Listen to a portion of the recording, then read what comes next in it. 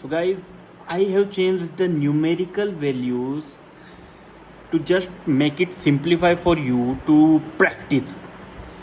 Okay?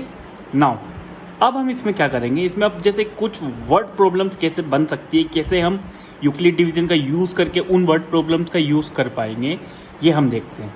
जैसे आपकी book में एक क्वेश्चन दिया हुआ है, an army contingent is of 616 members. How many members? 616 members. It is to march behind an army band of 32 members. एक आर्मी बैंड है, कितने मेंबर्स का? 32 members. Got it? The two groups are to march in the same number of columns. अब इनको एक के पीछे एक मार्च करना है, ये आपने पढ़ा हुआ है, आपने देखा हुआ है, हम सब मार्च परेड वगैरह होती है, हम करते हैं, एक के पीछे एक इन्हें मार्च करना है। तो what is the maximum number of columns which is possible? Now the word you have to see the maximum number of columns. देखिए, कई बार क्या होता है, जब ये क्वेश्चन आते हैं तो एक बच्चा कंफ्यूज हो जाता है कि मैं इसमें एलसीएम निकालूं या फिर मैं एचसीएफ निकालूं। क्लियर? देखिए, मैं आपका कंफ्यूजन यहीं दूर किया देता हूँ। एलसीएम होता है बेटा lowest common multiple, and HCF is highest common factor.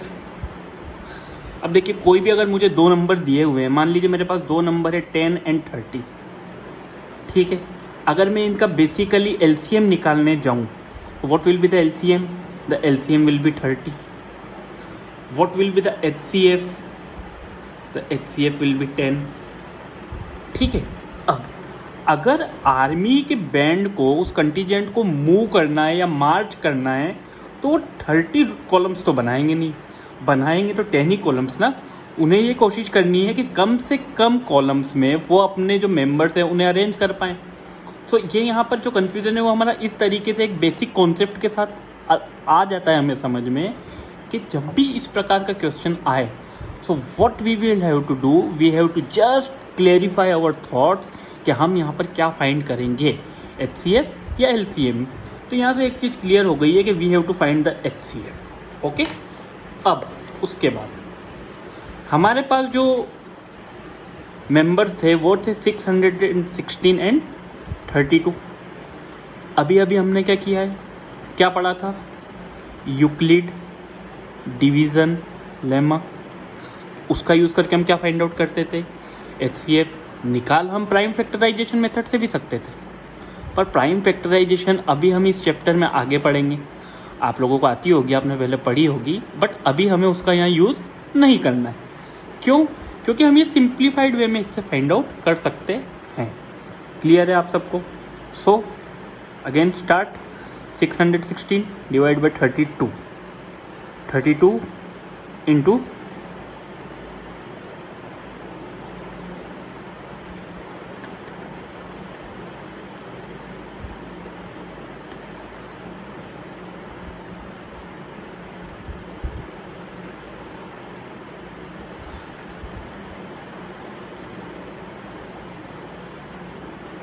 32 plus 19 into 8, which will be equal to 616.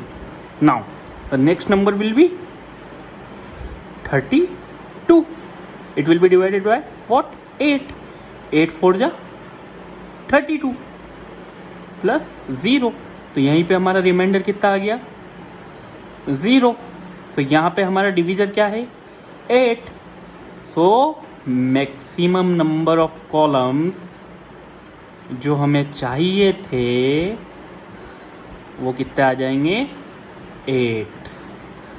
है ना? इजी समझ आ रहा है यूक्लिड डिवीज़न? अब देखिए, यूक्लिड डिवीज़न कहाँ बच्चों को दिक्कत देने लगता है? यूक्लिड डिवीज़न बच्चों को दिक्कत देने तब लगता है जब इसे एक थोड़ा एक एक्सप्लेनेटरी वे में लिखना हो। तो कैसे लिखें? घबराने लगते हैं, डरने लगते हैं। कोई ज़रूरत नहीं है ना घबराने की ना डरने की, बिल्कुल आसान है और बहुत आसान है। देखिए, हम एक क्वेश्चन ले लेते हैं इस क्वेश्चन के अंदर हम क्या करेंगे, सबसे पहले हमें कहा है कि आपकी बुक में क्वेश्चन दिया हुआ है कि use Euclid division method to show that square of any positive integer is of the form 3m और 3m+1. Any positive integer square किस फॉर्म में होना चाहिए, या तो 3m या 3m+1 for some integer m. Clear. देखिए हम क्या बोलते हैं, हम बोलते हैं कि let x be any positive integer. देखिए एकदम सिंपल सा फंडा है, आपको इसी मेथड को हर जगह यूज़ करना है, हर जगह अप्लाई करना है. Let x be any positive integer, okay, and it is of the form, it is of the form 3q plus 1 और 3q plus 2. वो इनमें से किसी एक फॉर्म का होगा. 3q plus 1, 3q plus 2. Got it? Now according to question हमें बोला क्या गया है कि किसी भी पॉजिटिव इंटीजर का स्क्वायर इस फॉर्म में होना चाहिए. नाउ स्क्वायर करते हैं. सबसे पहले पुट करते हैं x equal to 3q, squaring both sides. X square equal to कितना आ जाएगा, 9q स्क्वायर. अच्छा 9q स्क्वायर को हम क्या लिख सकते हैं, अगर मैं इसमें से 3 कॉमन ले लूँ तो 3q स्क्वायर क्या हो जाएगा, m के बराबर हो जाएगा. सो ये किसके बराबर आ गया, 3m के बराबर आ गया. Got it. हमको या तो 3m की फॉर्म में लिखना था बेटा, या 3m+1 की फॉर्म में लिखना था. हमने क्या किया, जब हमने उस पॉजिटिव फॉर्म को जो हमने माना था 3q, 3q+1, 3q+2, उसे पुट किया, स्क्वायर किया दोनों साइड्स का, या आया 9q स्क्वायर. अब आप देखिए यहाँ पे मैंने 3 कॉमन ले लिया और ब्रैकेट में बच गया 3q स्क्वायर. तो m को मैंने क्या मान लिया कि वो 3q स्क्वायर के बराबर है. Now it will be 3m first. Now x को हम क्या रख देते हैं, x को हम रख देते हैं 3q+1 का 3q+1. ठीक है, इसकी स्क्वायरिंग कीजिए. X square is equal to a square plus b square plus 2ab 6q. ठीक है. अब देखिए, अब यहाँ पे क्या हुआ, अब हमें क्या करना है भैया, यहाँ पे ये जो आया आपका 9q स्क्वायर प्लस 6q+1, अगर मैं इन दोनों में से वापस से इसमें और इसमें से क्या कॉमन ले लूँ, 3 कॉमन ले लूँ, तो ब्रैकेट में क्या बच जाएगा, 3q square plus 2q, 3q square plus 2q plus 1. Again इसको हम क्या मान लेंगे, m. तो ये किस फॉर्म में हो जाएगा, 3m+1. ओके. Equation second. देखिए 2 फॉर्म थी हमारे पास, 3m और 3m+1, 3m और 3m+1. अगला वाला क्या है, अगला वाला जो है वो है x को हम क्या मान लेंगे, 3q+2, squaring both sides, a square plus b square plus 12ab. Okay, a square plus b square plus 2ab. Again 3 common ले लेंगे, 3 कॉमन ले लेंगे, अंदर क्या बचेगा, 3q square plus 4q plus 1. ये जो 4 है इसको मैंने क्या किया, स्प्लिट कर दिया, 3+1. देन मैंने यहाँ पे 1 में 3 कॉमन ले लिया और 1 को अलग से लिख दिया. इसको मैं मान लूँगा m, तो यह आ जाएगा 3m+1 which is equation number 3. तो from equation first, second and third it is proved that square of any positive integer is of form 3m or 3m+1। इस प्रकार से बेसिकली हम किसी भी एक क्वेश्चन को सॉल्व करते हैं। तो इस तरीके के जब क्वेश्चन आएंगे तो घबराना नहीं है, you just have to follow the same measures, चाहे वो क्यूब हो चाहे कुछ भी हो, आप इसको आराम से सॉल्व कर सकते हैं। क्लियर? अब मुझे नहीं लगता कि आपके लिए 1.1 में कोई भी सवाल इससे ज़्यादा टिपिकल या टफ होगा। क्लियर? अगली जो चीज़ है हमारी वो है फंडामेंटल थ्योरम ऑफ अरिथमेटिक।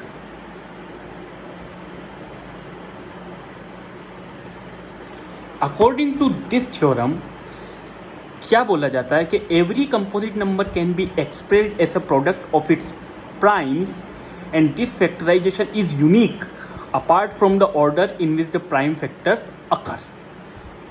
देखो बेटा, आप लोगों ने पढ़ा होगा there are two types of number, prime number and composite number. Prime number वो होते हैं have only two factors, have only two factors, one and itself. For example क्या होते हैं प्राइम नंबर? 3, 5, 7, 11, ये सब कौन से नंबर होते हैं? Prime number. और कंपोजिट नंबर क्या होते हैं? Have more than two factors. Clear है? कंपोजिट नंबर के क्या होते हैं? मोर देन टू फैक्टर्स होते हैं। इसका एग्जांपल क्या है? 4, 6, 8, 10, 12, ये कैसे नंबर हुए? कंपोजिट। अब क्या बोलता है भैया, आपकी जो थ्योरम है फंडामेंटल थ्योरम ऑफ अरिथमेटिक, वो ये बोलती है कि every composite number can be expressed as a product of its primes and this factorization is unique irrespective of the order. For example जैसे मैं ले लूँ 8, जैसे हमको प्राइम फैक्टराइजेशन सिखाया जाता है कि हम सबसे छोटी उससे चालू करें, तो हम 2 से चालू करेंगे। 2 4 जा 8, 2 2 जा 4, 2 1 जा 2। क्लियर? इसका प्राइम फैक्टराइजेशन 8 का क्या हो जाएगा? 2 × 2 × 2। तो this prime factorization is unique. अच्छा, इसके अलावा अगर मैं कोई नंबर देखूँ, इसमें तो एक ही नंबर है, 10 ले लीजिए आप। 2 5 जा 10 एंड 5 1 जा 5। अब मैं अगर 10 को पहले 5 से डिवाइड कर दूं तो 5 2 जा 10 और 2 1 जा 2। तो यहाँ पे आपको फंडामेंटल थ्योरम ऑफ अरिथमेटिक समझ आएगी कि every composite number can be expressed as a product of its prime irrespective of the order in which the prime factors occur. आपको ऑर्डर से फर्क नहीं पड़ता है, बट ये जो प्राइम फैक्टराइजेशन है ये उनका यूनिक रहता है। क्लियर है? ठीक है। अब आपकी हम सबसे पहले आ जाते हैं आपकी एक्सरसाइज पे। एक्सरसाइज 1.2 जो कि इसी से रिलेटेड है। इसका जो क्वेश्चन नंबर 1 है उसका जो फर्स्ट है, इसमें यही कहा है कि express as product of its prime factors. तो इसमें आपको दिया है 140। क्लियर? चालू कीजिए 140 से। 2 7 जा 14, 0 का 0, क्योंकि 0 है 2 से डिविजिबल होगा। सबसे छोटे नंबर से हम चालू करते हैं। अगेन 0 है, किससे डिवाइड हो जाएगा? 2 से। कितना आ जाएगा? 35। 3 से आप करेंगे डिवाइड नहीं होगा। 5 7 जा 35 एंड 7 1 जा 7। So it will be expressed in the form of its prime factor 2 × 2 × 5 × 7। Clear है? अगला सेकंड क्वेश्चन देखिए आप। सेकंड क्या है? आपके इसमें दिया हुआ है बुक के अंदर, जो 5th नंबर पे दिया हुआ है वो दिया हुआ है 7 4 2 9। अच्छा देखिए बेटा, जब आपके पास ये नंबर आ जाए तो आधे बच्चे तो यहाँ घबरा जाते हैं, बोले इतना बड़ा नंबर आ गया कैसे सोल्व करें। देन आपको डिविजिबिलिटी रूल याद होने चाहिए। ये डिविजिबिलिटी रूल हम बहुत छोटी क्लास में पढ़ते हैं, ये हमें याद होने चाहिए। ये जब हमें याद होंगे तभी हम इस चीज़ को अच्छे से कर पाएंगे। देखिए सबसे पहले ये 2 से डिवाइड हो नहीं सकता, क्योंकि 2 से वही नंबर डिवाइड होते हैं जिनका आखिरी में 0 2 4 6 8 आता है। 3 से कौन से डिविजिबल होते हैं? जिनका सम किसके बराबर होता है? 3 का कोई मल्टीपल। 7 and 4 11, 2 13 और 9 22। इस प्रकार से रूल्स होते हैं। इसके लिए मैं एक अलग से वीडियो बना दूंगा डिविजिबिलिटी का आपके लिए कि डिविजिबिलिटी रूल्स क्या होते हैं, तब आप देखिएगा। ये बेसिकली जब हम डिवाइड करने जाएंगे तो ये 17 से डिवाइड होगा, ठीक है। 17 4 जा इट विल बी 68, कैरी बचेगा 6 बचेगा 62, रिमाइंडर बचेगा 62। 17 3 जा 51, इट विल बी 1197 जा, ओके 7। अब ये किससे डिवाइड होगा? अब ये बड़ा सवाल है, अब ये किससे डिवाइड होगा बताइए? अब ये किससे डिवाइड हो सकता है? 437। क्या 17 से फिर से हो जाएगा क्या?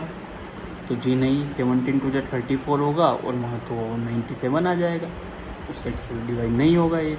अब किससे डिवाइड होगा बताएं मुझे, कोई बताएं। What is 19? 19 से हो सकता है क्या?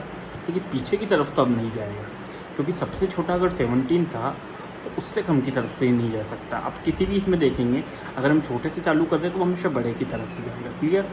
तो अभी 19 से भी नहीं हो सकता है। अब 21 से हो सकता है क्या? 21 2 जा 42, जी नहीं। 23 से हो सकता है क्या? 23 1 जा 23, 207, जी हाँ, ये 23 से डिवाइड हो जाएगा। 23 1 जा 23, बचेगा आपके पास रिमाइंडर 20, 207 विच इज़ 9, और उसके बाद ये किससे हो जाएगा? 19 से हो सकता था ये। 19 2 जा 38 एंड 19 3 जा 57, देन 23 1 जा 23। सो 7429 को हम कैसे लिख सकते हैं? 17 इंटू 19 इंटू 23, रियली सॉरी। तो ये इसका एक यूनिक प्राइम फैक्टराइजेशन होगा। अब बेटा देखिए, मैं आपको दो चीज़ क्लियर किए देता हूँ, LCM HCF। What do mean by LCM and HCF? कैसे निकालेंगे? आपके पास 3 नंबर है, 4 8 12। आपको इनका निकालना है LCM and HCF, okay, by prime factorization. LCM के लिए हम इन तीनों को साथ में लिखते हैं, या फिर अलग अलग भी लिख के आपको मैं बता देता हूँ कैसे करते हैं। 4 8 12, क्लियर। 2 2 जा 4, 2 1 जा 2। 4 को हमने क्या लिखा? 2 की पावर 2। 8 2 4 जा 8, 2 2 जा 4, 2 1 जा 2। 8 को क्या लिखेंगे? 2 की पावर 3। 2 6 जा 12, 2 3 जा 6 और 3 1 जा 3।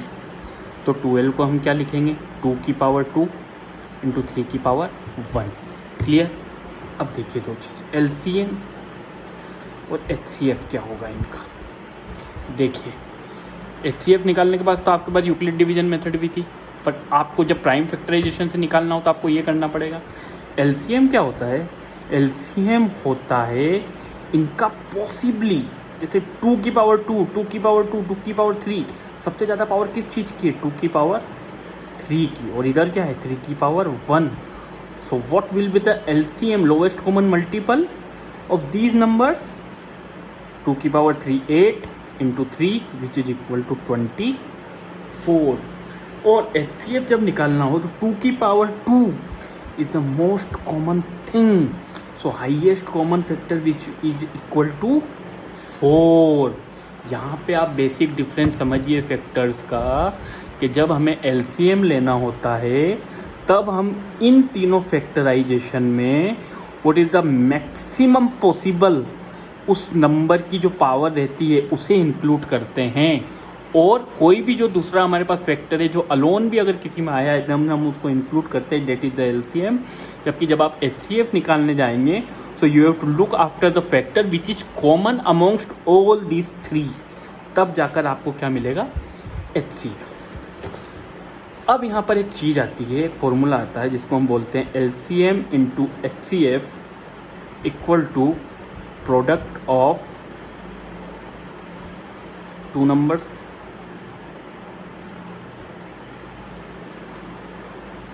LCM into HCF equal to product of 2 numbers. अब देखिए, जब हम ये चीज़ लिखते हैं इसे हम सॉल्व करते हैं। आपके पास क्वेश्चन नंबर 2 दिया हुआ है, कि find LCM and HCF and verify LCM into HCF equal to product of two numbers. तो इसका हम बी वाला पार्ट लेते हैं आपके पास एक्सरसाइज का, विच इज़ 510 एंड 92। क्लियर? हम प्राइम फैक्टराइजेशन मेथड के थ्रू ही जाएंगे क्योंकि हम आपको वो सिखाना है। ठीक है, 2 2 जा 4, 2 5 जा 10, 2 5 जा 10। क्लियर? ये अब 3 से डिवाइड होगा बिकॉज 5 5 प्लस 10 और 2 12। 12 इज ए मल्टीपल ऑफ 3, 3 से होगा, 3 8 जा 24, 3 5 जा 15। 8 प्लस 5 13 नहीं हो सकता, 4 से डिविजिबल नहीं होगा, 5 से होगा। 5 1 जा 5, 5 7 35 एंड 17 1 जा 70। सिमिलरली 92 का आप करेंगे, 2 4 जा 8, 2 6 जा 12, 2 2 जा 4, 2 3 जा 6 एंड 23 1 जा 23। अब देखिए अगेन इसमें से अगर मेरे को क्या निकालना हो, बेटा मैंने क्या बताया था कि अगर मेरे को यहाँ से क्या करना है, LCM निकालना है, तो हाईएस्ट फैक्टर 2 का कितना है, 2 into 2 into 3 into 5 into 17 into 23। This यह हमारा क्या होगा, LCM, लोवेस्ट कॉमन मल्टीपल इन दोनों का। और HCF कितना होगा, मैंने आपको क्या बताया, सिर्फ ये 2 2, यही हाईएस्ट बार आ रहा है, 2 और 2 सिर्फ, तो इसका HCF कितना होगा, 2। अच्छा, मैं इसको मल्टीप्लाई क्यों नहीं कर रहा हूँ, क्योंकि आगे जाके जब हमें उस चीज़ को कट करना है, सिंप्लीफाई करना है, तो वहाँ पे ये हमें फ़ायदा देगा। ओके,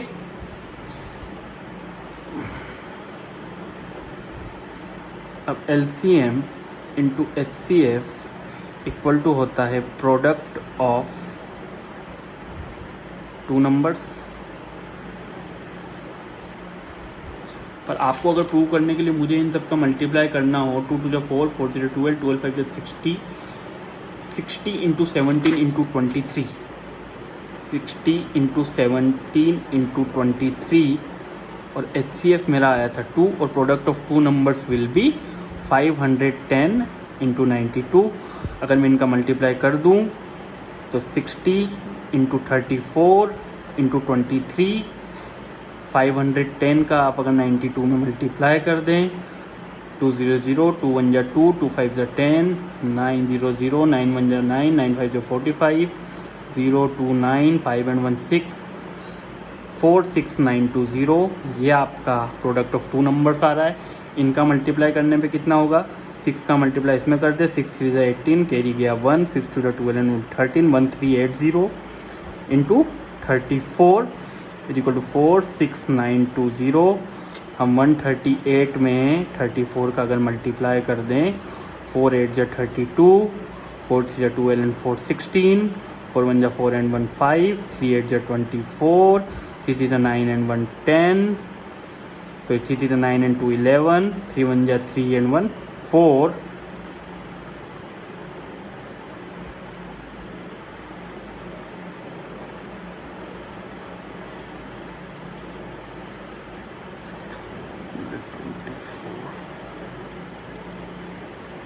और 6920।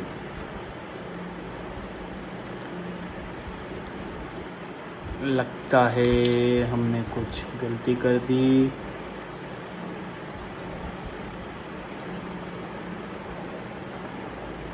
टू की power 2 into 2 into 3 into 5 into 17 into 4 12 60, 60 into 17 into 23। यहाँ हमने 2 फिर से ज़्यादा लिख लिया था, तो यहाँ पे ये नहीं आएगा। 60 इंटू 17 इंटू 23,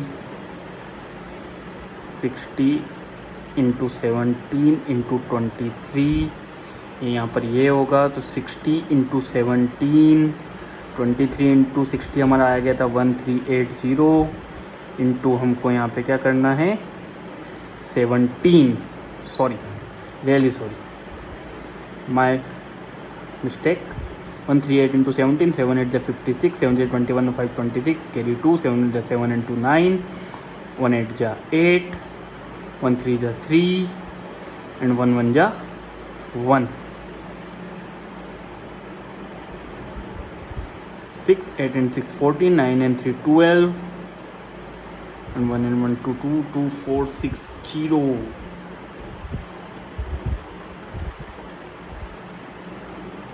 Sorry.